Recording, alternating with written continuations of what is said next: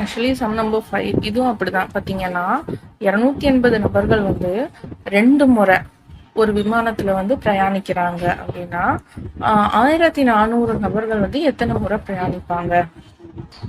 அப்ப நம்ம இதை வந்து எப்படி எடுத்துக்கலாம்? நபர்கள் வந்து ஜாஸ்தி ஆகும்போது முறைகள் ஜாஸ்தி ஆகும். அப்ப டைரக்ட் போர்ஷன்ல இருக்கா? எப்படி எடுக்கணும் அப்படின்னா 2 divided by 280 LHS சைடும் is equal to x divided by 1400 RHS சைடும் எடுக்கணும்.